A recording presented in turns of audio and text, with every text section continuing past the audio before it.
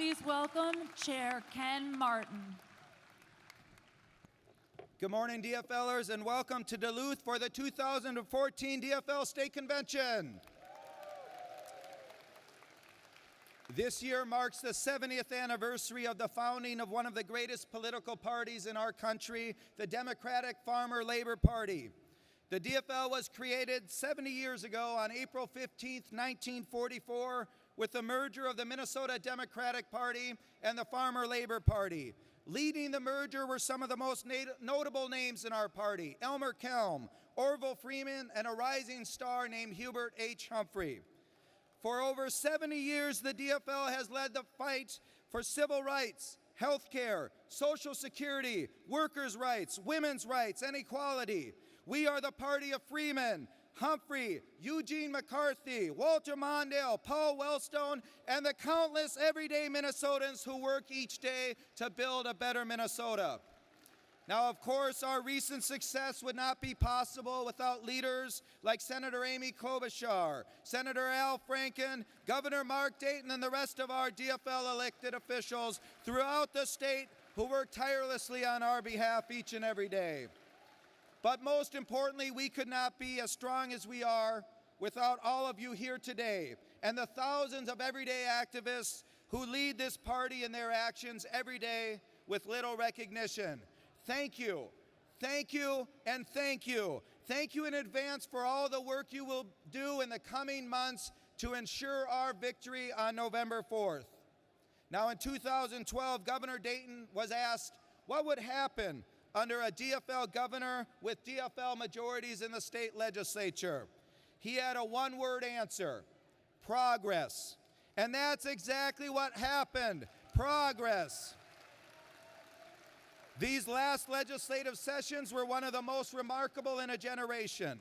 Think about the sheer amount of legislation passed to improve people's lives and to build a better Minnesota for all people, not just a few. Now imagine for a second what would happen if we allow the Republicans to win this November. You can rest assured that if they are successful, they will roll back the clock on all of the progress we have made over these many years. So now, while we're meeting here in Duluth, the Republicans are meeting in Rochester to see who can march the furthest to the right to please the Tea Party extremists who now control their party. One extreme position after another, Republicans will try to convince Minnesotans that we are worse off now than before Governor Dayton and DFLers were in charge.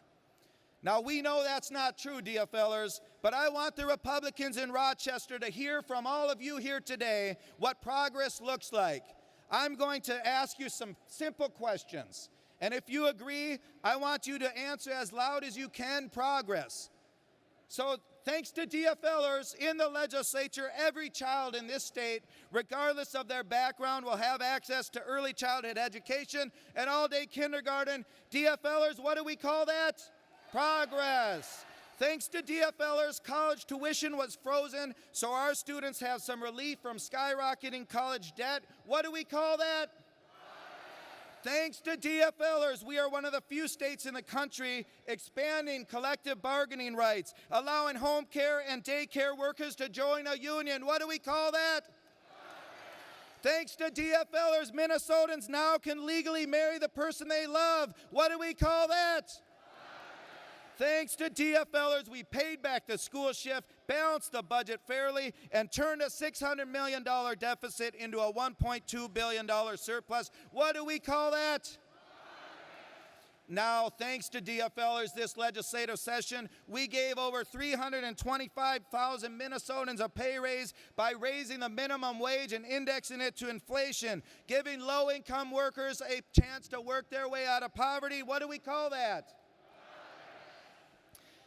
Now, speaking of progress, in 2008, we sent Al Franken to Washington to represent us in the U.S. Senate. And despite Washington being far too paralyzed and dominated by special interests, he has tackled his job using Minnesota common sense for a balanced approach on the issues that matter to our families. Al stood up for us and forced insurance companies to use at least 80% of premium dollars on actual health care instead of on CEO salaries. He stood up for us and took on Comcast to protect cable viewers. He pushed Google to stop invading our privacy, and he challenged the Wall Street credit rating agencies for continuing the same dangerous conflicts of interest that contributed to the collapse of our economy. Al Franken has stood up and fought for Minnesotans each and every day in the U.S. Senate.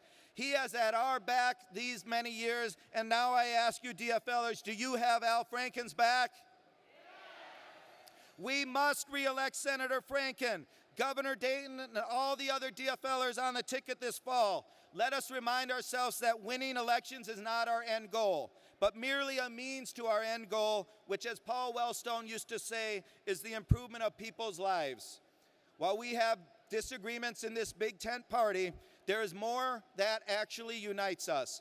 All of us, each and every one of us here today, is here to build a better Minnesota. All of us are here today committed to improving people's lives, and all of us are here today to make sure that we create opportunity and equality for all. These are our DFL values. The DFL party, our candidates, and all of us are here unified in mission and purpose. Together, yes, together we can continue to move a progressive agenda forward. Together we can make our DFL party the party of inclusiveness and opportunity, and together we can continue to deliver on our promise of building a better Minnesota for all people. Thank you so much, DFLers. Let's have a great day and a great convention.